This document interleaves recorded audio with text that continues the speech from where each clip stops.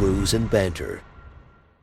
What a brew, Bru. There you go. There you go. What a brew, boo. What a brew, boo. Yeah. All right. Hi, Frank. How are you? You do you, brew, boo. And you do you. So, Silly bear. special episode today. We have Shannon, Allan, and Paul somewhere in the studio. He's the brain behind the whole thing, but I'm assuming going to be joining us. I'm not sure. Yeah, Producer Paul. He'll pop in. Excellent. Yeah, hi guys. Thanks for Man joining on the us. boards. Hey guys, it's been a while. We've been, kind of like always missing each other. We're constantly on social media, following each other, giving likes, sharing things, saying hello. Yeah. I'm glad we're finally been able to do this. Absolutely. So thank you guys. This is fun. Yeah. We really appreciate the connection. I mean, you guys are always been supportive, and we love it. Beer culture just brings everybody together. Absolutely. It's kind of cool. We enjoy it. We both have beer podcasts, right? We start with beers, so we're going to keep that tradition going. And Yes. we're drinking Genesee Cream Ale today. Oh, nice. That's not among some other ones. that's not entirely accurate yet because I got to finish this one first. All It's right. not. Well, choke that down. Yeah, but the nice thing is that Genesee Cream Ale actually just took gold, didn't it, last year for an award for did? best cream ale? Yeah. Nice. Yeah, right. Yeah, we got a lot of good stuff out this way. Allan, I mean, I know. So I don't know if Shannon knows, but we kind of hooked up with Allan on a Instagram Live. Oh yeah, that was Probably sometime in maybe October, November. But I didn't even know. I was in backwoods driving with a bunch of buddies. Oh, yeah, it was really weird because you told me about that. Yeah, I was going to Binford for a rodeo. Oh, nice. yeah, you had someone in the back seat, some lady. I forget, she was pretty cool. But then no one actually saw anybody driving, so Yeah. we weren't sure if there was even a driver because you were in their passenger seat, right? There was a driver, but he went a little off road. We went mudding through a cornfield with his truck. Oh, shit. It was It definitely looked like it was. Yeah. Oh, it was a John. Yeah. It definitely looked like it was a little bouncy back there. Yeah, the country roads are a little terrainy. Crazy. Well, guys, let's. Do you have your port? Oh, what are we drinking now? Let them know what we're drinking. So we're gonna crack open from Drecker, which I actually like, but I'm a sucker for blueberries, and this is a fluff stuff. This is a blueberry marshmallow pastry sour, Nice. and it is honestly like blueberry juice with a marshmallow Nice. finish. This is what I just pounded. What'd you just pound? This on your camera, the blueberry Ellicottville. Oh, this is good. Blueberry on blueberry. Oh, yeah. Yeah. You got the blueberry fluff. Well, that was the first beer. Now we're on Genesee. We're in sync, man. You Unintentional. guys, man. Toast to you guys. Cheers, guys. Cheers, guys. Cheers. Cheers, man. What a pleasure. This is amazing. Yeah, Alan. A pleasure. There's Paul. Oh, refreshing. Damn, that's good, yo. Holy shit, that's good. I told you it's blueberry juice. Marshmallow finish. Good. Shout out to Dreckers. That is something. That's Yeah. delicious, right? Yeah, that's delicious. Holy. I love it. So, Allan, Shannon, Go for it. how did your podcast start? Oh. Well, how did you guys meet?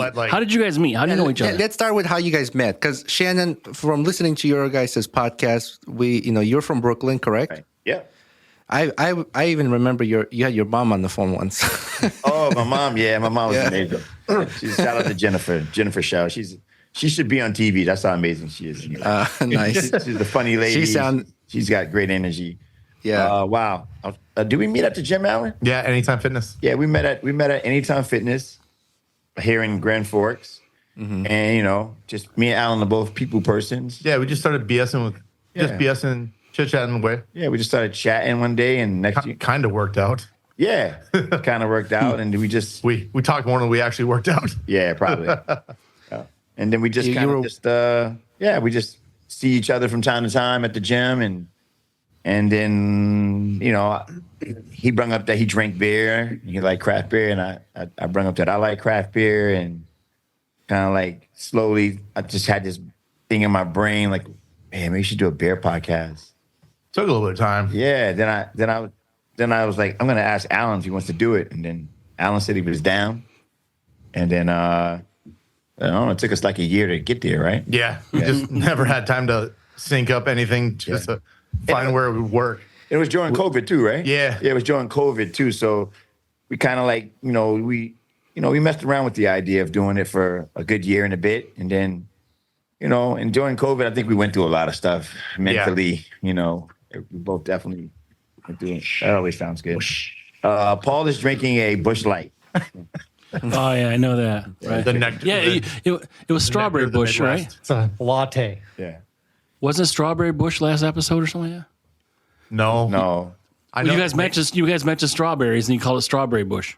Yeah. I remember that. I wouldn't be surprised if they make a strawberry Busch for the summer because they just made peach, and I think that's done. Yeah, they should make it. Okay. They should make it strawberry. They should call it strawberry Busch. Okay. That'd be kind of actually awesome. That's a terrible porn star name. You know what? Strawberry Busch. Oh my No. god! Hey, what are you drinking? Strawberry Busch. No, that's what you're eating. You guys see me multitask over here, by the way? I was just saying, Yeah, you yeah. poured out nicely. Paul's Well, up. She said. Yeah, I just want you to know, when did your podcast officially started? What's the anniversary? Do you remember when we started, Paul? Well, you're on what, episode 28 right now? 25, 26, 25, 26, 26, 26. You know what? Unfortunately, you know what? We don't keep track of stats like that, Roman. We're horrible because we're probably too drunk all the time drinking beer. Why don't you turn their mics up Honestly- a little bit? This one? Honestly, it's good not to keep track of it because it's just another thing you got to worry about in your head. But it's something we do. Unfortunately, We haven't made a year yet, I don't believe. No, I think Roman we're and Frank. We're coming up to a year. I was going to say, I don't think we're too far apart because we just celebrated our 1-year anniversary. Yeah. we might And, be we might be 9 months due, like a woman. Like a baby. We're due. We're almost due. About to bust right in a second. About to deliver the Yeah, water break. We're almost a year in. I'm sorry we don't know the exact No, it's all good. I was just curious so that listeners can kind of get an idea, a little history of your podcast. Yeah. How the venture started, and I know you guys met at the gym, decided to do a podcast. But did you guys always thought of doing a podcast before, or there's just kind of an idea came up later when you guys talking to each other? We just talked about more and more stuff. We just started like, let's go out and about. Let's just have some fun. Just chit chat, have some beers, and see what happens. Then we eventually just kind of naturally popped up. Let's try it and see what happens. Yeah, we did it. We used to go to like Starbucks and have like little meetings and stuff. Yeah, we started and write everything down. Yeah, we just started making a bunch of stuff and just giving it away to everyone. And then we had to figure out a name. So we thought about like Bru Brothers, but I went the German route to spell it out that way. Yeah, Alan didn't want to do regular brew. Yeah, because everyone else, it's going to get confusing. Yeah, so we just did BRU. That's why we did BRU. And then Brothers was BRU.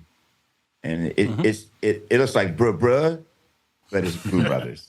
Yeah, but you pronounce it awesome when you're drunk, like bruh. Yeah, right? Brother, give me your hand. You know what? I've never released this, but I might release it for comedy. But I had some friends. One of my friends, she's a female. Her name is Michelle. She was actually hammered one day, and I recorded her saying, "Shout out to the Bru Brothers, man." I mean, it sounded like she said, "Bru Brothers, man." It sounded hilarious. I might put it on our story, because I don't want to put her out there too bad. But it's hilarious. And then another friend, Chad Jensen. Yeah, Chad Jensen. So Chad Jensen, I asked him to do a Bru Brothers shout out, and he's kind of a silly guy, so he just sat in front of a screen and he goes, "Brr, brr, brr, brr." That's what he did. I mean, it's close. Yeah, I'm gonna post it. You should. That's a laugh more when you see it, but Dude, that would be funny. so that's what we did. We just kind of decided. It was Alan's idea to go with the Bru Brothers with the U spelling. And What a great partner to have at a podcast with the beer knowledge like Allan. Yeah, and I'm not. I know you know a bit as well, Shannon. Oh no, I'm not trying to downgrade it, but we could downgrade it. We know who's the brains of the beer operation is, bro. Like it's always entertaining. I'm like, oh, Alan's talking about beer. I wonder what he's gonna pull out of his ass this time. Exactly. That's gonna be intelligent, entertaining, educational, and I'm like, I love it. It's just like you always surprise me, Allan. Yeah, no, thank you. I came from the nerd side of this. Like I came from bartending for over a decade, and then I went to apply for a liquor store. My buddy got me a job, so I worked for the largest liquor store in the area, and I started learning more about beer. And after running bars, And then I started learning about wine and all sorts of liquor. And then I started home brewing a little bit too. So it got really easy for me to figure it out. And after I started talking about that and brewing, I started telling people what flavors, how to buy beer and how to drink. Mm-hmm. Absolutely. And it's the same with whiskey and tequila and all that too, especially with wine for me. Like I'm that nerd, like a level 2 Cicerone, level 1 wine sommelier. So I'm sorry, you're level 2 Cicerone, you said? Yeah. So you're certified or advanced? Yeah. Mm-hmm. That's awesome. Yeah, and then so I'm just at this first level, the CBS, but I haven't had enough time to kind of get to the next level. It's pretty time consuming. Yeah, it takes time, and I sat down. I had free time, and I stayed up at night just studying. I took the test on it, and the higher I got, I found out for me. So I work for McKinnon in Grand Forks here, and it's a Molson Coors house. So I got hired by them too after I switched from the liquor store side to the beer industry, and I got hired to sell their craft beer portfolio. Ah, right. Well, it makes sense. So you're able to take that next level. You're already invested. I mean, you've already got this background knowledge. I mean, I came into it because I was a teenager once, and then and then we came in. We drank a lot. Like if we started like a business together, Bru Brothers and Brews and Banter, we'd be like Bru Brothers Banter. Oh yeah, She sounds pretty good actually. Brews Banter. Yeah, Brews Banter. Family from a distance. Yeah, Brews Banter. No, Isn't that the Incredible Hulk? Yeah. oh, you mean Brews Banter. Bruce Banner. Bruce Banter. and Paul could be our celebrity baby. Yeah, he's everybody's celebrity baby. we keep saying Paul. We got to talk about Paul now. Yeah. I don't know if you want He's, to. Oh yeah. he's sitting there, Paul and got- Paul got thrown I into gotta this say, somehow. Paul, I laugh my ass off when you bring some sometimes cringy material, and Shannon's like, ugh. Paul, calm down. And I'm like, no, Paul, don't calm down. It's always Bush Light. That's the cringy material. I laugh my ass off. When you guys were laughing at those kids in the mall at the window, I was driving at the time. Oh yeah, Man, that was for that those was people funny. who don't know that we recorded in the Grand Cities Mall in At this point, I think maybe that kid grew into his head. Oh God. there's like daycares here and everything. There's daycares here and all kind of stuff. Actually, there's these two ladies out there now. They're just looking at us. Hi, ladies. How you Bring them in. It's gonna get worse because it's a beer? Bring them in. it's Card 'em. worse when it's getting warmer out and it's gonna be sundress weather soon. Oh, yoga pants. I'm asking the ladies if they want a drink. They said no. I was asking them. They look like you're harassing them. Not quite. I mean, He's waving a beer. That's a sexual offense. Yeah, really. If they Yeah. asked them if they wanted to drink, I mean, Offer them water or something, or like a you know what? lollipop or They're something. not my type, so I'm just being What, nice. 80 isn't your type? No, 80's not my type. I'm just. Ooh, They're pretty false easy. teeth. Is it False because teeth, huh? Is it because they're pears, according to Paul? Yeah, they're definitely. They might be a little bit more than just a period, buddy. Yeah. Like mashed potatoes. I was gonna say raisins for fruit. Oh, horrible. Dusty. You guys just started, Roman and Frank. Raisins. Alan's insulting people. He never does that. He's always like he always stays on the I know. other side. But yeah. That's the Somali am, because those raisins were once grapes. We They just get better. Yeah. I like to say I'm aging like wine, not like milk. Right. I like to say that about myself. When I was a teenager, I worked at the mall, and what my friend and I at the register did, we would keep these cards 0 to 9, and every time girls would walk by, we would grade them, and so we got busted once. There's No. nothing wrong with that. We didn't grade them. We just had an over or under. Oh shit! That's a wide range then, right? You sit there with a thumb like, eh. So you guys are interviewing us. 17 will get you 30. You guys are in Syracuse, right? Oh my God. Yes, sir. We are in Syracuse, New York. Correct. Syracuse, New York. You know, true story. And, True story. I was recruited by Syracuse. Jim Boeheim came to my house. Oh, really? He tried to recruit me in my house. Yeah, That's phenomenal. That's awesome. My mother didn't like him though. Oh, He is. Why? He did. what was it you didn't like about him? I don't know. She just said, I don't think I like him. You know, I don't know. My mother's just like that. I don't know. Maybe it's just, he's not a handsome guy. So maybe it was that. I don't know. Jim Boeheim, but he's a legend. He's a legendary coach. Now it's Adrian Autry. So I know Adrian Autry very well. Yeah. I know Adrian very well. I know Carmelo very well. Mm-hmm. I don't know. Did Conrad McRae go to Syracuse? Yes, he did. Yeah. I know Rad. Rad passed away though. Yes. Passed away super young. He had a heart attack, and that was pretty sad for us in New York City. Yep. Oh, Derek Coleman, Fab Mello, everybody. Yeah. Yep. Derek Coleman. I don't know Derek Coleman really well, but I do know Adrian very well. I do know Carmelo very well, and I knew Conrad probably better than all of them because me and Conrad played against each other in high school. I played for Westinghouse, and he played for Brooklyn Tech. So did you play ball in college? Yeah, I played at Long Island University in Brooklyn. Okay, yep. Played Division I, II.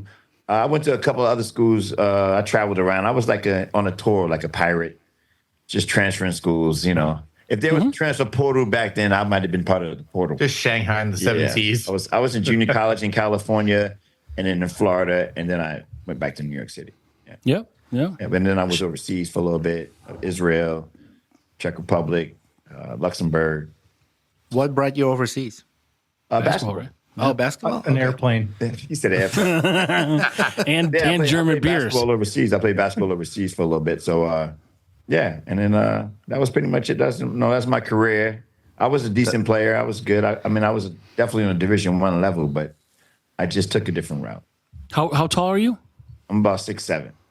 Oh, shit. I didn't know it was that tall. Because I'm about 5'7". Oh, without an erection. I'm taller with an erection, but not. Oh, he's not taller than an erection. Hey, there's some kids out here today. Look at the kids. Hey, okay. It's pajama day? One kid has pajamas on, right? You know what? It's pajama day every day for the daycare providers. Oh. Yeah, they all the girls that all these kids around all day, they're always in their pajamas. And usually slippers too. That's very bonkers. And then they wonder why they grow up and they're not important. I mean, I got to be honest here. I feel bad mentioning erection, and then you're talking about kids in pajamas. It's fucking weird. I mean, I didn't have an erection because of the kids in Shannon pajamas. always has the best timing. I would say that was awkward timing. He said he's taller with an erection, and I turned around and there's kids all over the place. Luckily, you're in Syracuse, so they would have definitely been sending the cops down here, like, "Hey, you just kids around." They were definitely What the fuck is wrong with that? We are at undisclosed location. Yeah. So, I love it. So what brought you setup too? I love your studio setup. Thanks, guys. Yeah, it's not as That's really nice. Yeah. not as impressive as yours, but Not spacious for sure. We lucked up, Roman, right? We lucked up. We lucked up with Paul. We just happened to get lucky because what I did was I bought equipment. Was going to do our podcast. I bought microphones. I got headphones. I got all this shit sitting at home. I bought all this stuff, and then I was walking through the mall, and I just happened to see the studio here, and I was like, I can't remember. Somebody told me about you, Paul. I can't remember who it was. Somebody just recommended, hey, this studio here. And then I came and chatted with Paul, and shit, we made it happen. And then I told Allan, and Allan's the type of guy, like, he's like, okay, I'm game. Yeah. I'm in. Yeah, where's it at? I'll just show up. Yeah. And he did, and I guess it ended up being better than he thought it was. I wasn't sure what to expect. I'm like, Hey, I will gladly trade you for yours if you want to take the debt for mine. we're good for now. We're looking for another place soon, but once we get there, it'll be we'll announce it. But we're excited to. We probably couldn't actually fit Shannon in this fucking place right now. Yeah, Shannon, your feet will be like This is like a 10 by 10 room we're in right now. Oh, really? Okay, it looks good though. It looks really good. Yeah, thank you. Set up well. They got the foam on the wall. Your logos on the wall. It's pretty cool. Who did your logo? We always wonder who did your logo. So it was an AI generated thing, right? I did a combination of AI and just software editing, So Roman, was this when you had hair? Yeah, that's true. That's when I had hair. I gotta say, honestly, recently I just completely shaved it off. I was sitting there on the couch and my wife and I were watching a show and she's like, You're going bald. And she saw some bald spots. I'm like, fuck this. It's coming off. I'm bald too. I've shaved all mine off. So I don't have that problem. I got too much fucking hair. Yeah, we'll eventually update our logo, make me bald. bald.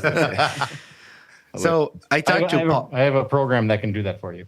Oh, excellent. Yeah, like an aged logo program. Like, Brews and Banter in like 8 years or something. Yeah, when you lose hair, when you're stressed. But I talked to Paul before we started. Right. You guys are lucky. He's very knowledgeable. He knows a lot about equipment. He showed me a picture of your guys' studio. It's awesome. I love what I like what you're doing there, Paul. And I appreciate, Paul, that you actually reached out before the recording. We did our test run. We talked about the gear we have, how we're gonna collaborate to help each other out with the recordings. And I really appreciate it. I wish more podcasters would do that. Yeah. Hey, thank you. I appreciate it. Well, there's always last minute issues, right? Like, there's always I can't get sound or something fucking wrong with the microphone or something. But I text Paul earlier. I was like, okay, let me get hours ahead of this. I made sure that we could be in this position where we don't have any technical difficulties. So, Hey, it's not over yet. well, we had an event at the Pork and Brew where we were recording outside. We were recording at the event, and that didn't go too well. We had some hiccups. Yeah, we didn't go too well. Yeah, but I think I got that figured out now too. Oh, nice. Yeah. is that you two or Paul's involved with the remote recordings also? So we do all kinds of remotes for different businesses. So this is kind of like a rental studio, and then we have like sponsorships through different businesses and stuff with all of our different shows. And so we have a podcast that we can take on the go and set up. And one of the big things that we always have a challenge with is trying to get an internet connection.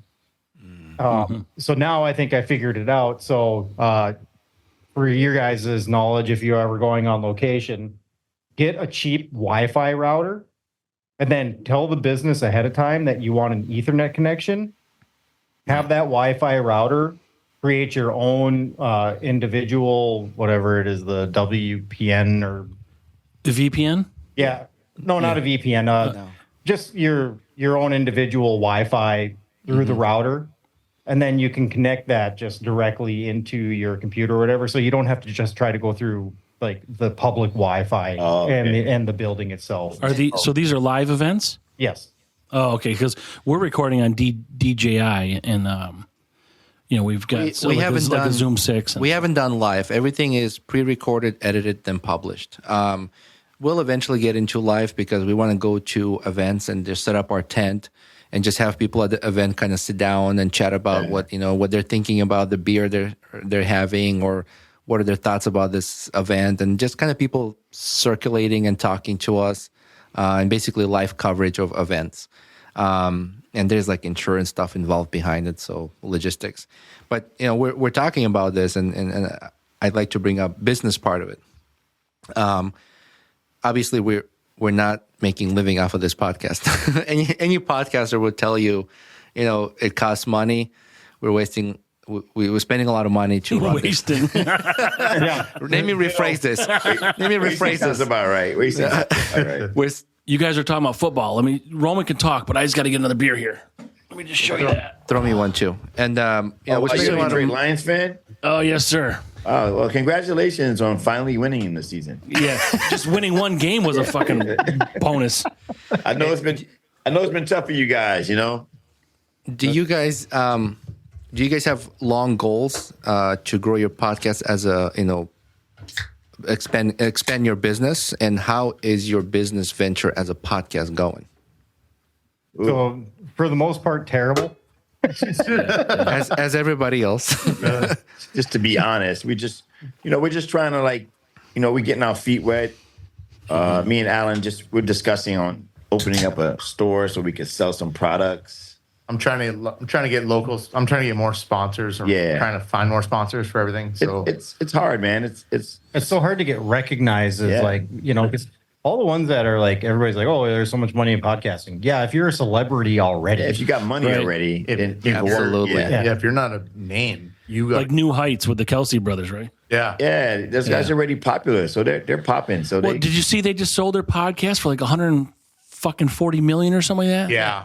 That was We're fucking number. Yeah. So does that mean they get that's so much money they got, and so they're going to do their podcast for 140 million? Now? Yeah, it's like the Joe Rogan did. Like he was doing his podcast and he sold like weekly or whatever, twice a week or whatever. However much their contracts need to do. More power to those guys, man. Listen, but when if somebody's going to give you that money because you're popular and you're popping, then I say go for it, take it. Right? I'd rather listen to Jason over Kels or Travis in a heartbeat. Yeah, no, Jason's same. See, the thing with me is that so I'm in the wrong town because this is like such a small community. Right. But my plan is that I want to be more like a real estate agent for podcasting. Right. You know, so having a rental studio where people can come in, and then the more that I can get, the bigger I can get, the more I can expand into other cities, and you know, and then just be an owner and have like regional managers, district managers that are all operating podcast studios around the United States. Exactly. But nobody knows even about us because we're in Grand Forks, North Dakota. Yeah. You know, Paul, if you take Shannon's advice, decal your RV and then designate one of the rooms as a podcast in your RV in this studio on wheels, man. So you see my OnlyFans. Yeah. Only the shaggin' wagon. It's the shaggin' wagon. Oh, yeah, that's right. OnlyFans. I'm all about that. Hey, listen. I come from an advertising background, like advertising, putting stuff out there. You know, I used to be like one of those people who work for companies where you do guerrilla advertising in New York City, where you put posters all over the cities and stuff. Yeah, you just litter everything. Yeah, just basically you litter and everything. But these days now you're on the internet. You know, everybody's on the internet. What do you do? I mean, like I don't know. How do you get paid as people who are not known? You know, because we're nobodies. You know, you just put you put your brand up there with a OnlyFans feed pics. Oh shit. Well, you're somebody to us, Shannon. You guys. Oh, thank you. You know, and you mentioned like these people that are famous. I mean, they don't know fuck all about a podcast. No. They just decide they want to start one tomorrow, and instantly they got like fucking 10,000 subscribers. It's really. It's a kick in the cock for us, but like we got to deal with it. Right? All they're really doing is they're taking on their little guys, right? Yeah, well, they're taking their following from one platform to the other. That's Whether awesome. it was millions of people who like to watch their show, and now they're like, I have a podcast. You now have all these millions of people that you lose a percentage. Not everybody is interested in podcasts, but you get a good bit. People transfer over, and now they listen to a podcast. But the challenging part is recognition is one, but marketing and learning how to get out there, use the right channels, and do like this, like interviews, like exposing each other. No. Easy there. You gotta rephrase it. I'm not exposing anybody. Pause. I mean, sometimes you got to do what you got to do to make $20. Yeah, right. $20 is $20. $20 is $20. Well, here's the key to this interview. I'm hoping that like somebody in the beer industry sees this interview and thinks that we're both cool, and maybe they want to do a side deal with us where we become sponsor their products. Their products are on our table while we're talking all the time about other beer, but just something to make some revenue. You know what I mean? That's right. Yep. It'd be cool. Yeah, and the same. We're looking. We don't have it. I mean, you guys mentioned. I think you had some sponsor or something. We don't have anybody, right. and that's okay. I mean, we knew this going in that it's going to be. We got some pretty high end stuff, and just stuff we decided to do as far as equipment goes, and we realized it's going to be a process. But obviously, we'd like to make some money somewhere. So we're with you guys. Even if we had to do some sort of collaboration partnership where we talk like we do, and you guys make fun of people in the mall and however. And you guys are both married, right? Yes, sir. Yes. Oh, okay. There you go. So you and Allan and Paul have something in common. You're a freelancer. You guys are not having no sex. I just get it. That's a joke. That's a joke because not every married couple doesn't have sex. We know that. We're just joking. You're 100% that we're not having sex during the podcast. That'd be only fans, but yeah. With each other, we're not doing that. Whoa. It's called Only Beers After Dark. Only Beers After Dark. That'd be right. That's a different. That's a different channel. It's called Who's in My Mouth? Yes, right. After dark. I need you to talk to me twice. Depends on what you drink. It could be what's in my mouth. I know. Hey, I know you guys are answering the questions, but Allan just cracked open another beer. Yeah, Right. yeah. What do you open? So we got another one that came from Junkyard this time from Moorhead, and it's called Terminal Delight. It's a blackberry lime cream soda sour. So you guys got a favorite type, like stout, IPA, sours? What's going on? I'm all over the board. Like I can dabble everything, but like I'm more of a fan. Like the more I've been in this industry, the more I've started to like. I've fallen more in love with like lagers and back to dark beers more than I have with my hazies and my West Coast. Like my first love is always the West Coast IPA, which I grew up with, but lagers and stouts after that for me. Yeah. Well, myself, stouts, barrel aged for sure. That's what I like. I prefer the dark stuff. Yeah. Not because I'm black, but I just prefer the dark stuff. High percentage. Yeah. Mine is I'm high percentage. I like, but I really love lagers a lot. If I had a beer to go to besides stouts, it'd be a lager. I like porters, of course, because it's dark. And you know what? The occasional sours, certain ones like this fluff stuff, is amazing. Yeah. So the occasional sours, something that's not too flavory, got too much syrup in it. I don't like that. The puree. Yeah, I don't like too much puree in it, but stouts, dark beer is my best beer. I love dark beer. Sure. for me. It's usually my 15th or 16th Busch Light. Yeah. That's fair. And you're still only at collectively like 8% alcohol. Yeah. After I mean, it's getting there fast. Paul will get there. He'll get there. he's in it for the long haul. But hey, Busch Lights do work because me and Paul went out one day and we were drinking. I drink dark beer. He's drinking Busch Lights. And then he said he'd meet me later, and he disappeared and never came back. So I guess sometimes the Busch Lights do add up, right? Oh yeah. I hope he wasn't your ride. No, he wasn't my ride, but I was waiting for him to come back. He's supposed to meet me at somewhere else. And then he texted me like hours later, and he goes, "Oh, I guess I fell asleep." Yeah, we got an Anheuser-Busch brewery right here in our hometown. Oh, nice. And there's something, I apologize because I wasn't prepared for it, but there's something that they do specifically here that they don't do anywhere else in the country. And I don't know what line that is, or, I mean, because it's not, I mean, the production of their beers, there's obviously a big line of beers they sell. But right. I think here is the only one they produce, one of the offerings is this is the only place they produce it. I think what I've understood with Anheuser, they do the same thing with like every place they're in per region or whatever region they're in. Like I know down on the coast, they have one where they use there's some that have they use beechwood, and it gives a little aroma, like an aromatic beechwood, like coastal feel. Okay. I know that's in California or like Texas. There's more I know there's some that have a little bit of smokiness to it. Okay. It's because it's kind of barbecue area. Right. That's incredible marketing if that's what they do. So in North Dakota, they probably use snow, pear-shaped stuff. I don't know, pears maybe. Kiwis. So in New York, I mean, I don't know if you guys, well, maybe Shannon knows, but Northern New York anyway, right. We've got, I guess, what's considered the best tasting water in the country. Yeah. So it makes it very good for brewing, and that's, I don't know where you guys are as far as how many breweries are in North Dakota, but there's over 500 craft breweries. Close to 500 in New York. In New York, actually in Brooklyn, where I'm from, I just live right down the street from Grimm Ales.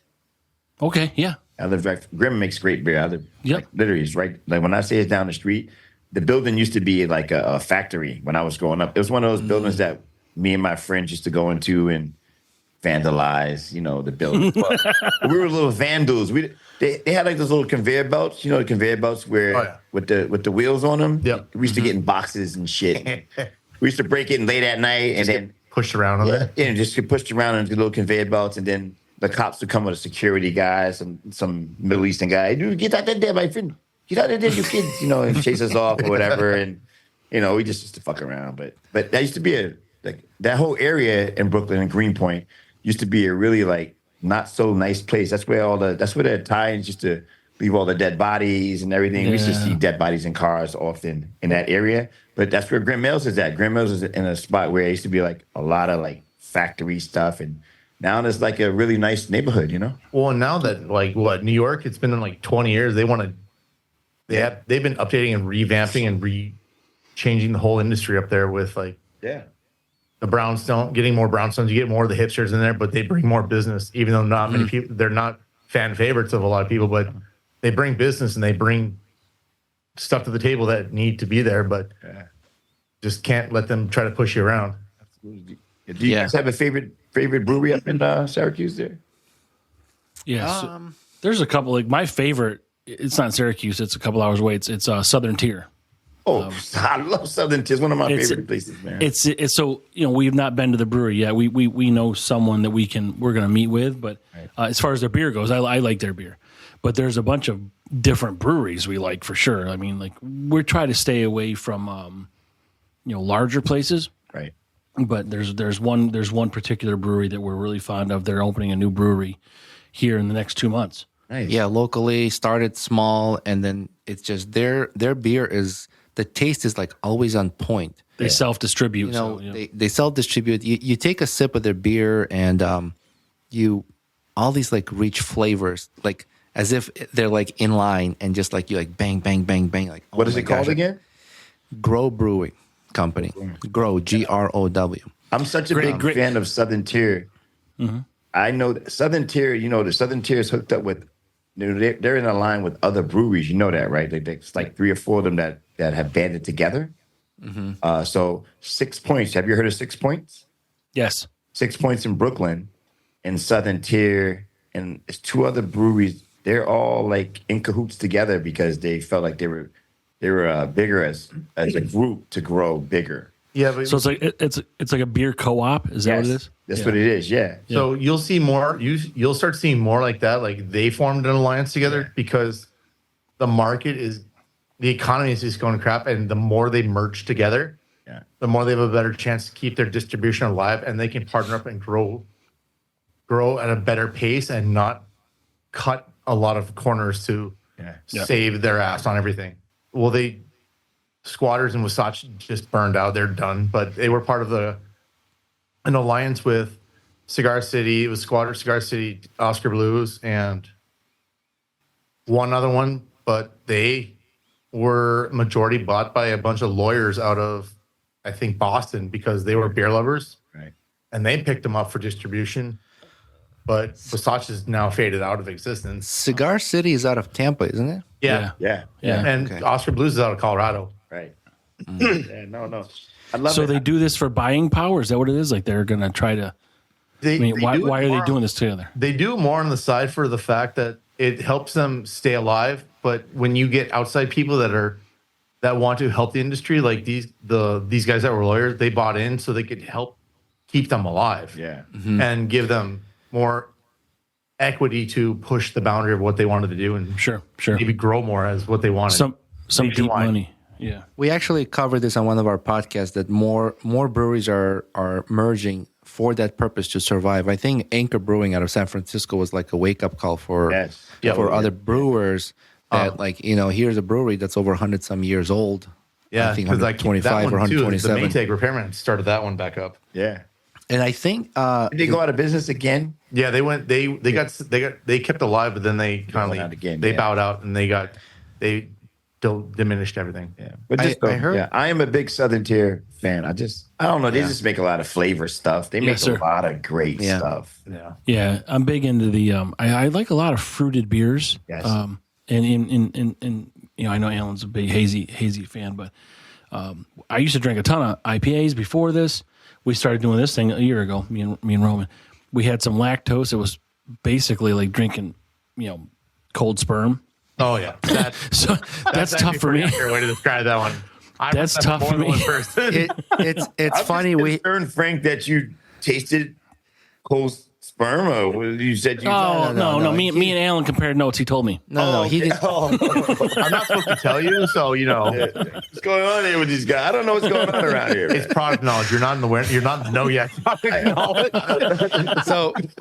It was R&R or RAR. RAR. Yep. RAR. Oh, they do the Star Wars theme once, and the one we had was Yoda on it, and I called it Yoda's breast milk. Oh shit! It was like color of our light blue wall. There you go. And it's creamy, and I was like, it was like Smurf cum. It was disgusting. Yeah, I was looking at Frank, and I'm like, man, I don't think I can do this. We got to cut this off and like switch beers or something. We cracked the beer, and it's coming out of the beer, like you open it, and it's like foaming up. Like, we didn't shake this. It's like it's actually ejaculating. It's fucking weird. So I've made shots called Smurf cum, and then I actually I think Brecker made a beer that looked like Smurf cum coming out of the can. It was just so disturbing. I'm like, both these things are high foaming. You know what? There's I don't know if you guys ever see it, but there's a brewery online. I think they're called Ardit Theory, and they're out of Virginia. And all their beers have a high in lactose, and every beer is like a different color. Have you heard of them? I have not heard of them. No. I'll tag you guys in something of theirs. But all their beers are like super like thick and creamy. That's like 450 North out of Illinois. Yeah, this thick and creamy. I'll say they're in Virginia, but I mean the beers look like they probably will be good, but they all look pretty damn heavy. Like if you drink them, you know. Yeah. Speaking of beer, whatever you gave me here, this is also amazingly delicious. Yeah, this is the Junkyard from Moorhead. Yeah. This is that Terminal Light, the Blackberry Lime. Oh, this is and it's got that. Too bad you guys aren't here because this is some really, really good stuff. Yeah, this has that nice cream soda as finish, like that little bit of fizziness and that little vanilla flavor on the backbone. Oh, they got to keep it cold. Yeah, I would love to send them something. Where are they located? So they're on the Minnesota side, right when you get over the river, and they're just a couple blocks down the road, maybe a mile. But now they have they also have one in West Fargo. Yeah, they opened a second facility in West Fargo just so they could.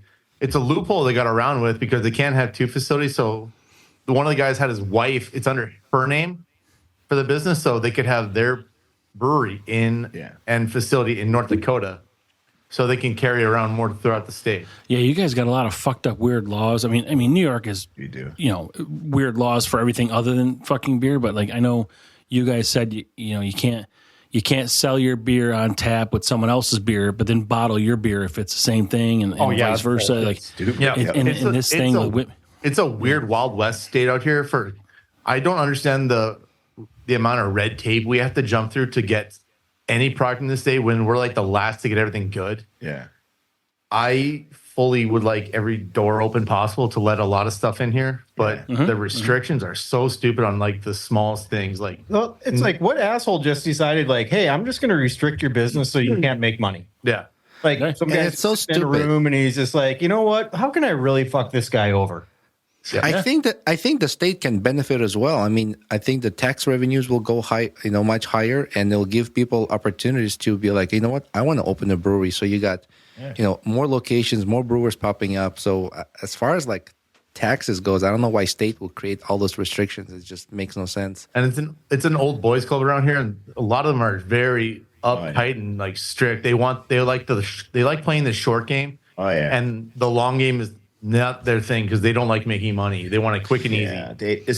It's definitely a good old boys club here. Yeah. They never want to let like some new blood in. You know what I mean? It's horrible. Like it's the same old guys running their town. It's like, come on, give somebody else a chance. And yet the new people have a lot of good fresh ideas, but like they don't think it works because they're too afraid to try. Yeah. Evolution is tough to buy into, but necessary. Yeah. We were recently in New Orleans, and we interviewed somebody from Urban South Brewery. Oh, nice. And they have this law that you cannot self-distribute. Your beer has to be distributed through a distribution center. Well, what are the laws in your area? Same, right? No, you're open to do whatever you want in this state. Oh yeah. You're only bound by rules when you hit per brewery, when you hit over X amount of barrels per year. Mm-hmm. Like for going from like different size breweries from micro to nano and like regionals, it depends on the same size of the like how many barrels you produce every year. You could sign on immediately if you want just to get yourself out there, but if you don't have enough to keep on hand, you're kind of like never going to get ahead of the game. But it's easier once you get over that certain number of barrels. You have to sign to a distributor because that's the law that's written into a lot of the states around here, and I think it's nationally too. Like you have to sign on once after a certain number. I see. So once you reach that distribution level, that has to be done through a distributor. Yep. You can, so like in Minnesota too, and around here, you can self-distribute if you want to still, like, depending on whose territory is available, you can choose to go where you want. If you don't want to sign on to a distributor, like ours in town here, Half Brothers, they didn't sign on to a distributor, and they're like, some of their beers are in like Nebraska or like, I've been there. Or for like the Frozen Four down there, or like you go way over to Dickinson, they're not signed on to a distributor. Like we're the master distributor for them in this state, so everyone for distributor has to come and pick their beer up from us, unless like there's certain areas that they can't get out to, and then they have to go themselves, the brewery. Yeah, that's interesting. It's interesting how each state varies with their laws when it comes to breweries and alcohol distribution. Yeah, and like Minnesota, a lot of the breweries can self-distribute within their area of the state if they want to. They don't have to sign unless they want to get outside of the area, to bigger regions. Yeah. And what's the Sunday law for Minnesota? You can at a brewery you can't buy a certain amount of beer on Sundays. You can only buy.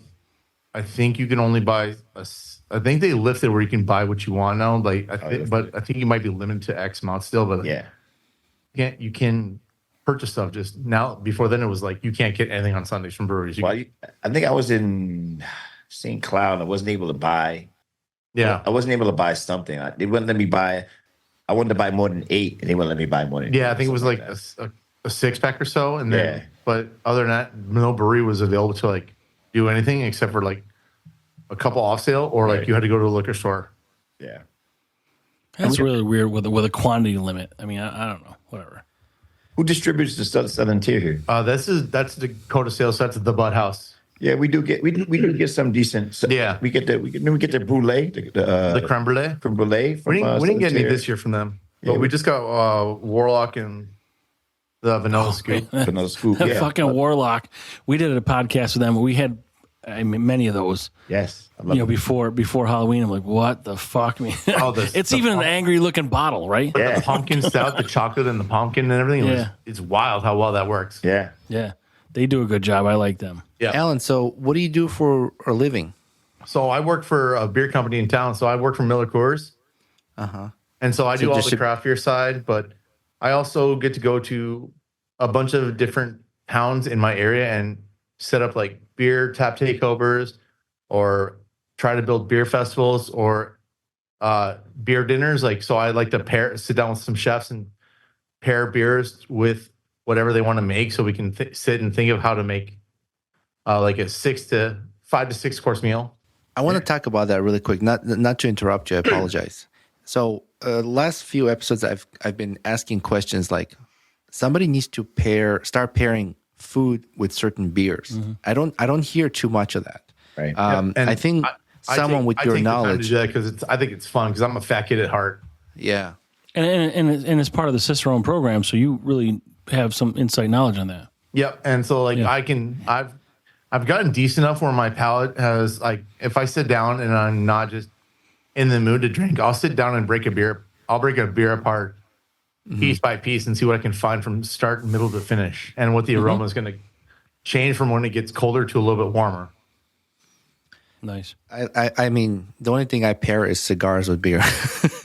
I like my cigars quite a bit too. I do mostly porters and stouts with cigars, especially like bourbon aged stouts or porters. Those like go Lexington Brew we just did. Those go great with cigars. Oh yeah. Shannon likes his pears too. I don't know what Paul's talking about. He sometimes says things that are just way off key. I don't understand why he does that. I think he meant Shannon likes his women in pairs. Oh, that's good. Women in pairs. Wow. Oh, wait. That's a nice rebuttal. That's gonna get me in a lot of shit. Oh, you like the women in pairs, huh? Oh, fuck, man. You're welcome. You're welcome. Just make sure if they're twins, they're both pairs, not one pair in the peach. Yeah. Yeah, you don't want to pair with a stem. That's weird. You know what? Do guys really have like those? Do guys really have like, you know, those twin fantasies, like doing it with two twins? Like, is that a real thing? Yes. That is. Yes, that is a real thing. You just gotta make sure you remember the names. Damn it! You know what? Why does it matter? You can just. How do they know what you're talking about? I missed the boat because my first kid, who's in New York City, my daughter Dominique, she's 30. She's from a twin, right? And then my last two kids are from a twin too. See, I just missed the boat. Like I could have just been on some one of the twin powers to activate. See, I disagree because if like there was like some magical moment in my life where like you got to hook up with two girls, why would I want them to look the fucking same? True. I think that's a porn genre. Well, because if you drank enough and you see double, that's like 4 of them. Fair enough. Threesomes are overrated. Threesomes are overrated. If there's only one girl. You're drunk enough you could think 3. Yeah, right. You might be seeing 3, right? There's only one girl.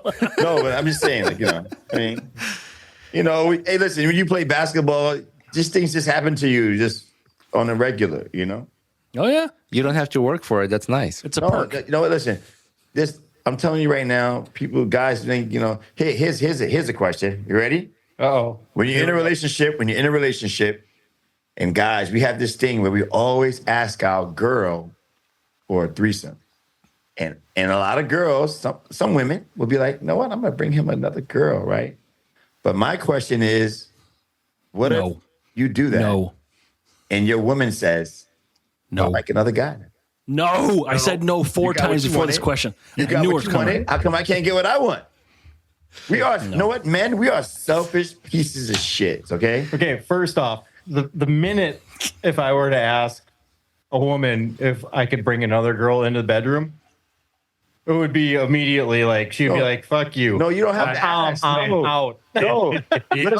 What if she brings it up? She goes, know what? Oh, she brought it up? Yeah, I'd like to bring my girlfriend, you know. I like to bring somebody, blindfold you, honey, and me and a friend is going to just wham, bam. So now we're playing again another game of who's in my mouth? Yes. Yep. Yeah. Right. Either way, it's an it's an after hours trap. Right. So I'm just saying, but if your woman does that for you, but then your woman wants another guy, you're not going to do it, right? I think you got to be. No, nobody's doing that. You can't be. How come it's good for us but not good for them? That's fucking. I know what kind of weird Brooklyn shit this is, but this is not. I'll tell you what, Shannon. Hey, you know what? Shannon, I have another one. I'm gonna tell you when it happened. Years ago at City College in New York City, I went to a party and it was a great fucking party. And guess whose party it was?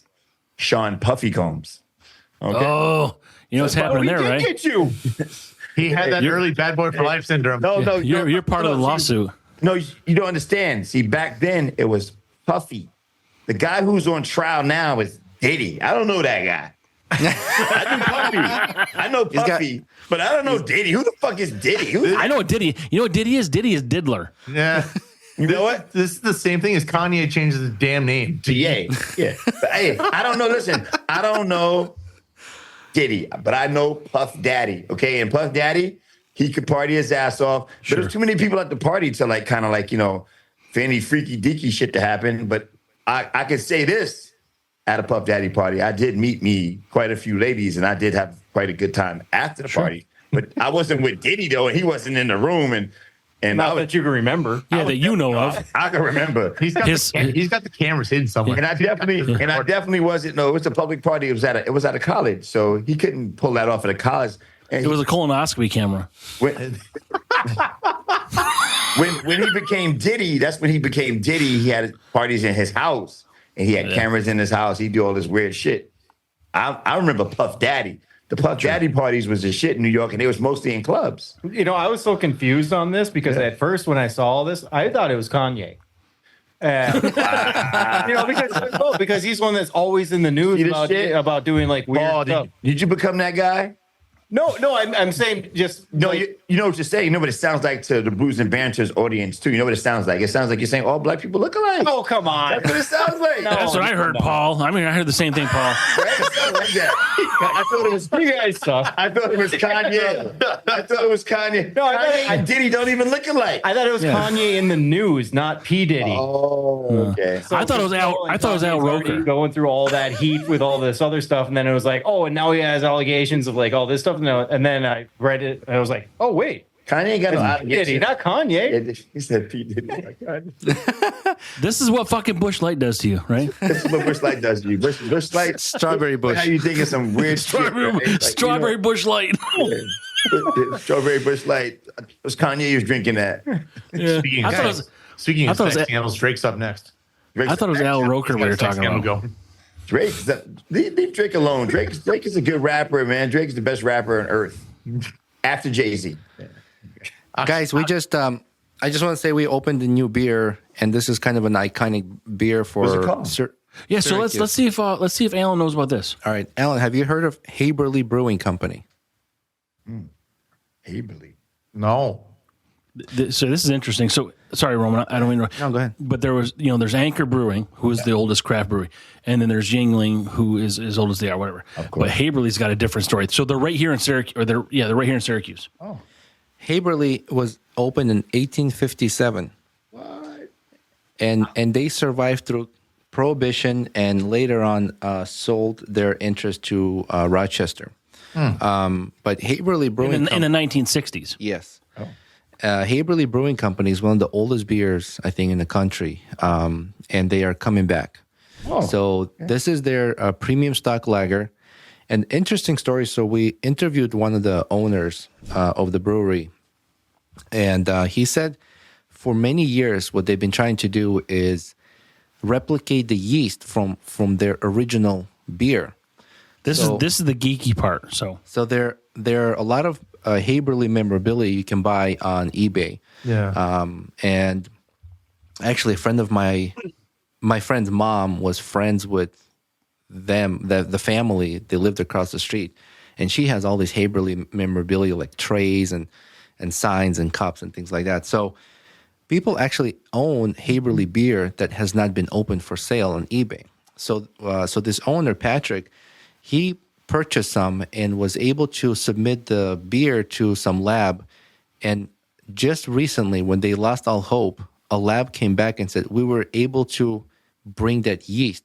We recovered the original yeast that was used back in 1800s. Wow. And now they're using that yeast to brew beer. It's amazing story. Wow. Yeah, we're really big into that story thing, but so we called it reverse engineering. Like I said, reverse engineering. But like it's a cool family owned thing. It was a huge brewery, and this is because you guys are talking about lagers. That's what this is, and it's a premium lager. But it's a great story with Patrick and his family. You've heard of Congress beer? Yeah, of course. So they're our original Congress beer owners. Oh, really? They're the ones who developed Congress beer. If you look at the history on this brewery, they are the one. We actually did you buy one of those glass beers from eBay? I've got probably 6 or 8 glass bottles of the original Congress beer that I bought for this memorabilia. Yeah, off of eBay. So we have an Alcohol of Fame. Yeah, I don't know if you guys know that. Wow. Awesome. We're running like this little museum that's slowly building up. I like it. Yeah. Like extremely slow. Like yeah. So of course we had to enter Haberle in it. But with this new beer, I wanted to do a toast to you guys and really to thank you over this short time we've known each other. But this is our first time actually speaking to each other on the podcast. You guys been giving positive feedback to us and said a lot of nice things about us, our podcast. So I just want to say thank you and raise this beer to you, to your team, to people behind the scenes as well. And so cheers, guys. Hold on, let me get a picture of you. Let me get a picture of them raising their beers. Hold on a second, guys. Thanks, man. I appreciate that. Cheers, guys. Roman. Well, this is all. What the best thing about this is all genuine. Yeah, it's y'all make it easy. Y'all made it easy. Y'all made it easy when y'all reached out. And I think Allan started talking to you guys first. And then that beer looks like it has a really good color to it. It does. It does have good color. It's a nice This hopper. This is a 5.3 ABV. I mean, so I think they're actually looking for a place. They want to open a brewery again. Like, I mean, so we talk about Anchor and Yuengling, but yeah, I mean, this is literally 15 minutes from us if they were to open back up. So like you'd have the oldest brewery in the U.S. ever, like here. And sorry to get on this little side piece of things, but a lot of what me and Roman do is the history of things, and we go interview breweries. We get the story. We want to hear about people and see their facilities. So again, another side note, but this is why we're interested in it. But we appreciate you guys dealing with us, talking about it. Yeah, because I know for us, like for me, for the beer side for distribution, we used to carry Anchor Steam Brewing before anything, and now coming 25 for us, we're going to start getting Yuengling up in the Midwest finally. Because it just reached Kansas and Nebraska and Oklahoma. Pilsner. Yeah, Yuengling's good beer. We had some of that earlier today. We had Yuengling Flight. It's just again another little 4.2% lager or something like that. But that's the easy drinking stuff. And like you said, this is good color from Haberle. Oh yeah, from here. It just stands out as a nice light copper. Yeah, it's got a beautiful. I'm guessing like it laces really nice. The hue is great on it. Yep. Probably just nice and clean on the finish, I'm guessing, too. Yeah, you can see it kind of go right down the glass there. And it's really, every sip, it's like you enjoy through from beginning to the end, nice. All the tastes. And we travel through the country and try to reach other breweries as well. And maybe North Dakota soon. And I will put that in my notes to keep that in mind, to make sure we bring some of this beer to you if we ever make it out that way. Well, you know what? No, we will make it out that way. Sure. Just a matter of time, and we'll stay in touch. I think it's great what you guys are doing. And of course, you're welcome out here as well. Like, I mean, is your mom still in Brooklyn? Of course. Yeah, of course. I usually go home a couple times a year, so I'll probably go home again soon. But yeah, Syracuse is not it's an easy train ride. You know what I mean? Yeah, it's 4.5, 5 hours maybe. Right? Yeah, it's just 5 hours. It's not very far. How far is Syracuse from Buffalo? 2 hours. 2 hours. Yeah, just 2 hours away. Yeah. So we'll be there. We'll be there next week. We're going there. I know some breweries out there that they're a little bit smaller, but they're really nice out there. Yeah. There's a girl I follow on social media. Her name's the Beer Brat. I know she's from Buffalo. She's everywhere out there, and she's pretty fun, and she does a lot of fun stuff with breweries and whatnot, and everywhere. That's something we've been doing. When we travel somewhere, we try to reach out to some of our followers on Instagram and be like, hey, we're going to be in an area, we're interviewing a brewery. Would you like to join us? Or if they work for a brewery, like we did with Urban South, Amber, she's one of our followers, and we reached out to her. She's taproom manager, and she did a sit down, did a tour with us of the brewery. Nice. It's tough. I mean, when you're flying, Paul, you can only bring so much equipment. Yeah. With your clothes too, you know what I mean? So we were limited on. Who needs clothes? Yeah, fuck that. Yeah. But it was nice of her to take the time off. Especially, you guys know how difficult it is to schedule things with people and to follow through with it. Yeah. But so we'll be going to Buffalo. We're interviewing Big Ditch and doing a tour and interview with them. So we also reaching out to people out in Buffalo to see if we can squeeze in another small brewery or a follower on Instagram who's like a big enthusiast. Yes. Maybe just join us for beer, anything. Just come through, just to reach out. Yeah. But enough about us, really, right? Yeah. Sorry, this isn't about us. I know. Let's talk about you guys. What you got going on? What's happening? What's new? I know for me, for my side of the industry, from working, I wanted to get like what you guys do. I want to get more of our distributors from a lot of the breweries I work with, and I'd like to get out to some of them. It's just, again, it's a timing thing, but like the best one I have to work with is Fulton from Minneapolis, and they're my ride or die brewery. They're one of my ride or dies. Like I'll bend over backwards and do whatever I can to grow them as much as I can. Oh. Yep. Like there's the rule, like no blue pills, right? There's a rule of Fulton. So if there's one in every city like that deals with Fulton Brewing, there's a ride or die person in every city. We need a pause button, right? like a pause button. Yeah. Like when you say some shit that's really pausable. Yeah. Like the way he said it with such passion, right? I'll bend over backwards for them, right? Yeah. So it's the button that has to go pause. What does that say? Should say mute. Oh, yeah, that's Paul, do you have that little button where you can like talk to them, where like they like me and Roman can't hear you, but they can Shannon and Allan can hear you? Well, I think Shannon has that on his board. Yeah, you can just kill the mics. Yeah, the mics are right here on the board here. There's something we have there that like, someone can talk to us. It's like a talk. Okay. I think, Shannon, you probably have that on your board where you can press that button where you can talk to everybody. You can turn it off. You can turn the mic off and I can talk to you. And We're actually 10 minutes from Fulton, New York. So yes, it's not Fulton Brewery, but it's Fulton, New York. Yeah. And Fulton, man, Allan introduced me to all these people. So I've met some people, a lot of people through Allan, and some relationships I built on my own. Mm-hmm. Just got relationships, but Fulton is probably our go-to brewery. Yeah, and then after that, I got so like for me, like after that, my other favorite and my wife is she loves Deschutes, and I'm a big supporter of them. Yeah, douches. Shannon, what do you do for a living? Deschutes. Oh, well, I am a correctional officer.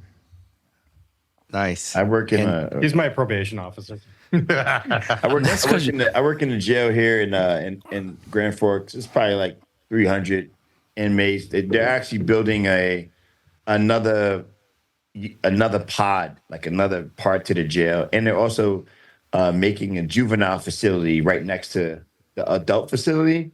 We actually just had a kid who's 17 that just stabbed somebody to death. He turned 18 last week. Wow. Look at her.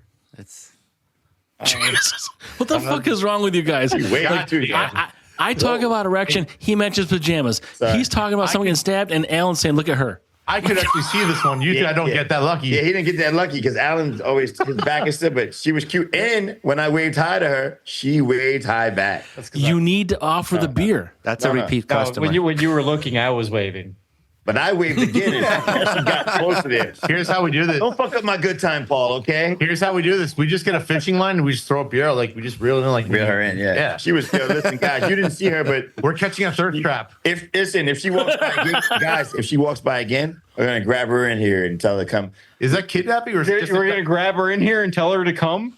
No, you're going to invite her. Wait, I'm going to hit her with the charm. I'm going to go, hey. So Paul, when they mention that part where you're going to get her to come, like you put the whole, like the radiation symbol, like, So anyway, I'm a correctional officer. That's what I do for a living. I do have handcuffs. I do own handcuffs. I'm surprised at that. All that stuff, Yeah. And you know what? And I'm a very fair correctional officer. I'm a very fair person.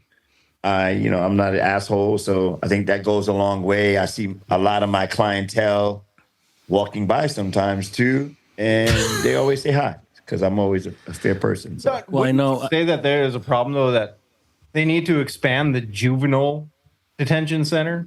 I mean, that's what they're doing. But why? A facility. Maybe they should focus more on like making it so juveniles aren't committing crimes. Or you just whip out a belt and start beating them. It's easier said than done. Yeah. Like it's bring back capital punishment.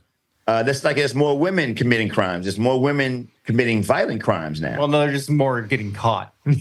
No, I think there's more women committing crimes now than ever, and especially violent. Women are like, killing men now, like on a regular basis, or killing whoever. They just and of course, the worst crimes. This is kind of crappy, but I noticed there's a lot of women in jail for like child neglect.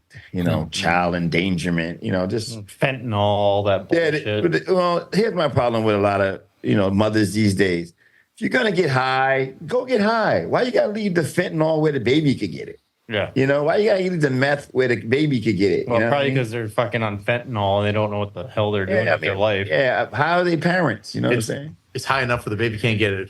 But the baby will get it. Yeah, they just, I don't know. They just, there's a lot of fucked up people out there. I don't know. I'm sure there's a lot of, you got a prison up in Syracuse there, right? Couple, yeah. We have a couple one prisons up there. Yeah. Well, Auburn, I think they're going to shut down. Oh, really? So Shannon, I'm sure. I don't know. Is there like level 1, 2, 3, 4, 5, something like this? Of course, there's levels to people's. What's the highest level? I think it's the 3. So I think we have a level 3 prison. They want to shut down. Okay. And I can't be sure why this is, but I don't want to touch on this subject if you guys don't want to. But I think it has something to do with fucking a place to put immigrants. Oh, okay. No, for housing. I could understand. Oh yeah, don't get me started. Because I know. Armenia. He gave me the look. Roman, we've had guys from Armenia in my facility. Actually, they came over. I guess they were going to Canada, trying to get into Canada, and they got stopped at the border at Canada, and then they were staying. But I'm going to say this right now: most of anybody that's immigration, like ICE brings into our facility, right. They're probably the nicest people you're ever going to meet. They just want to get away from their country and move here and get a better life. And we've said this. So, really quickly. Yeah. So I'm going to say that what you're saying as far as them shutting down this prison and housing them there, I think that is actually a brilliant idea. And then you lock the doors and you ship them back to where they came from because they are illegal. They shouldn't be here in the first place. They didn't go through the proper channels. We've talked about this also. We don't. I don't have any. I don't care what. I don't care if you're gay or straight, black or white, Republican, Democrat. I don't give a shit about anything where you come from. No. Whatever your country is, just be here legally. Yeah. And do everything you want legally. Like I just don't care. Like we talk about transgender stuff. Like guys, stay out of girls' shit. Really. I mean, the sports. Like get the fuck out. That type of thing. Just be respectful and just be a decent human being. It's all. Be a good person. I want. Yeah. That's all. Yeah. This brings me to me and Allan was talking about ideas the other day, and I came with this idea. We're gonna have a shirt that says "I identify as a 22 ounce."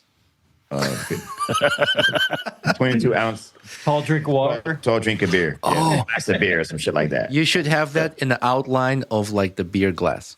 Yeah, we're gonna have that shit. Yeah, I'm gonna make a shirt that says "I identify as a 15-inch dildo." That's fair. Yeah, that'd be kind of cool. I like that shirt. I'll buy that shirt. I identify as a lesbian. I'll buy that shirt. I have a shirt that says "Butthole Whisperer." I love that shirt. So messed up. I wear that shirt in public all the time. I get so many people like, "Oh my god, that's a great shirt." You're a balloon popper. Yes. Yeah. Shannon almost made me pee, so now I gotta go. So you gotta Oh pee. we lost one. That's what happens. When you get older, your bladders is just, I haven't really bad. I've been pretty good actually. What are you drinking now? We're drinking. Oh, sorry. We cracked it open. Kind of smashed it pretty fast. It's from your neck of the woods up in Winnipeg. It's from Sucrum's Brewing. Sucrums. Yep. It's Paparazzi. It's an Italian Pilsner. Yeah, Italian Pilsner. Nice little 5%. Yeah. It's just the East Indian family. Sucrums is owned by East Indian family. I like the fact that they just keep it simple with the traditional hops, water, malt. Yes, they make good beer. They make really good beer, actually. Yeah. And they have a really nice facility. Their facility is really nice. They make amazing stouts and amazing barrel-aged stuff. But I don't know if they do this in Syracuse, but in Winnipeg, they have this cereal beer challenge every year. I've never heard of it here. Yeah, so everybody picks a cereal that they're going to mimic in a beer. And then you go around to all the breweries in Canada, in Winnipeg, and you try it. They used to have Tricks, Count Chocula. Fruity Pebbles. Fruity Pebbles wasn't that good. Frosted Flakes. I'd love to try Cinnamon Toast Crunch. That has to be the best one. Cinnamon Toast Crunch was amazing. You know what else was good? Oh, man. Frosted Rice Krispies was amazing. Oh, nice. Yeah, this beer, Barnhammer. Oh, nice. Yeah, Barnhammer up in Winnipeg, they made an amazing frosted rice lager. It was so good. Nah. Imagine a lager, just sweet though. Right. It was so good. Yeah. And then Half Pints. I think Half Pints did toasted something. I don't know, toasted crunch or something. Did anybody do Wheaties? Or Chex Mix? You know what? They did do Chex. They did Chex. Chex sucked. It was gross. Hey, bitches, I'm back. They did Apple Jacks. Apple Jacks was amazing. And I don't know, did I bring anything back? No, because that's an easy out. I mean, you just got to make it taste like apple. Yeah. But you can fuck that up too, though. Yeah, you can fuck that up, right, Allan? You can fuck that up. Yeah. It doesn't take much, but you can add raisin bran. They have blueberry. California raisins. I would tell you to get out. Just get out. Yeah, they had, No one wants them unless they're singing and dancing. They had Raisin Bran cereal, but it sucked. It wasn't that good. But they do it every year, and it's really a big hit. They do it in October. Okay. It's really a big hit, and everybody goes, and it's like everybody participates. And there's tons of breweries up in Winnipeg, Canada, which is a couple hours away from us. That's where my two younger kids live there. So that's how I ended up in North Dakota. Because of your kids? Yeah, because of my kids. I didn't want to, when I moved out of Canada, I didn't want to move far. Moved back to New York City. It was just too far to move. And then I was like, well, I got to move a little closer. And then I was like, well, why not just move to North Dakota? It's close. And then I moved to a place called Devil's Lake, and I hated it. It sucked. But my son loved it. It was just me and my son living there. But I hated Devil's Lake. Devil's Lake's a shithole. Yeah, yeah. I hated Devil's Lake. And, it's just, I don't want to talk too bad about the town, but it just, it was just. Yeah. No, that's where my wife is from. I have to go there like every other freaking weekend. Yeah. Oh, yeah. Paul always talks about he hates going to Devil's Lake. But yeah, it's just a shitty little town. But I mean, it has some nice people there. I made some good friends, but I didn't like to live there. Then we moved to Grand Forks. And then my son went to school here in Grand Forks. And then he didn't want to go to school here no more because he said, Dad, all the kids here do too many drugs. I just want to get out of here. Yeah. That's what he said. He said, they're on good choices. Drugs. He's like, good choices. Yeah. He said, you know what's crazy about that? I don't know if I ever told you these guys this, but there's a bunch of kids that come to jail right now. They're 23, because my kid's 23, 24. And they've been coming to jail since they were 18. These are kids that used to come to my house to play video games with my son when my son was 15. And my son made a conscious choice not to hang out with these particular guys anymore because he said they just were doing other things. They were into other things that he wasn't into. All those guys have all been to jail at my facility and have gone to prison. Yeah. At least out of the 5 guys that used to come to my house, 3 of them have been to prison at least 3 or 4 times now. Wow. Well, it's good on your son. Yeah. Well, he made a good choice. I mean, he would have went to prison, and if he would have came to jail while I was working there, he would have got fucked up. So I saw this the other day on my Facebook feed. So it looks like Siddell got out. Siddell? Jeremy Siddell. Yeah. No, he got out of prison. Yeah. He was in prison. Yeah, I seen Jeremy. So he's out in public again? Yeah, I already met him in public when I was delivering on Monday. I ran into that's funny. Oh, cool. I ran into Jeremy at Smiling Moose because his sister's the manager there. Oh, okay. Jessica, she's the manager. So I ran into Jeremy. He seemed to be doing good. He looked good. Yeah, as long as he got his shit clean. But I met a guy that Allan, in jail. Yeah. I can't remember his first name right now, but his last name is Nobles. You know a kid named Nobles? Yeah. Like he had tattoos and stuff? Yep. So well, I don't think this has anything to do with their show. Sorry, guys. Sometimes we go off. Oh, cool. But anyway, it's okay. Whatever you want to do. This kid mentioned to me the other day that, you know Alan Kirkby? I was like, yeah. He's like, oh, tell him I said what's up. I can't remember his first name, but I just wanted to say it must have been tough for you to watch your friends end up in prison like this, but on the other end, be proud of your son to make the right decisions. Absolutely. Who wants their kid to be in jail, right? Like, I mean, like it's kind of a shame when I see these kids because I know their parents. I know my parents didn't 5 times. There you go. Paul's been to jail too. Yeah. But it's kind of cool that my son didn't end up like these kids. But I know these kids' parents, and I know these kids since they were younger, and some of them are really nice kids. They just decided to make a choice. I mean, we're all one choice away from jail. Yeah. Or success. Yeah, success. But we're emotionally, what does that look like? So emotionally, what does that look like for you guys? For you, Shannon? Success. No. When you see your your son's friends going to jail, like we're all adults, we act like kids sometimes, but on a serious level, what's that like? I mean, I'm sad, yo. I'm kind of saddened by that because I know these kids. Some of them are really nice kids, and it's kind of sad to see them in this situation. And some of them are assholes, so you got to treat them accordingly, Yeah. And when they say stuff like, "Oh, I know you, man. You know me. I used to be at your house, this and this, whatever." I'm like, "Well, we at my other house now. So you're in jail now. So whatever you know about me at home or me being a father, that's besides the point. Now you're in jail. We just got to treat that accordingly. And most of the time, it works out pretty fine, That's how it was for me because my mom was a probation officer for 20 years, and I had my neighbor was chief of police, and a judge was around the corner as a neighbor too. I'm like, I had no wiggle room. Like I was on. Oh, you're fucked. Can't get in trouble. No. Yeah, exactly. Well, I was just afraid that my mother would kill me, so I never got in trouble. Allan's still a virgin. Yeah, he is. Yeah. That was a virgin. I'm waiting for the right one. Yeah. My wife's holding out on me. So, Yeah. guys, yeah. I want to touch on something interesting. I've listened to your last episode when you guys talked about hosting events.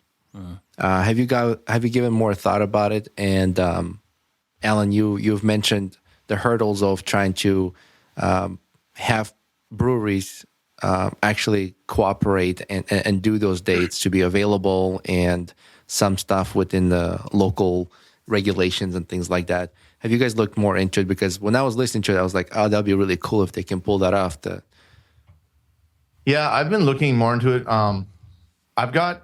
Everyone keeps trying to create more events. Like the breweries themselves keep trying to make more events happen left and right.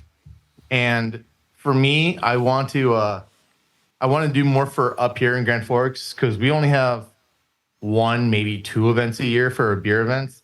Mm-hmm. And they're both inside. I'd rather do one outside because we have an outdoor baseball complex on, and I want to utilize the outside activities to have more fun with them. But getting everyone together on the same page is a little difficult when no one else is willing to, like, none of the other breweries are willing to help out and just say, we're good.